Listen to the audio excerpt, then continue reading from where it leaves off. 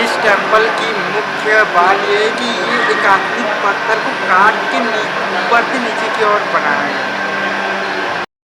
छत्तीसगढ़ और देश दुनिया की राजनीतिक, सामाजिक, खेल से जुड़ी खबरें, साथ ही बॉलीवुड और हॉलीवुड की लेटेस्ट जानकारी के लिए आप हमारे चैनल टुडे न्यूज 9 छत्तीसगढ़ को सब्सक्राइब कीजिए।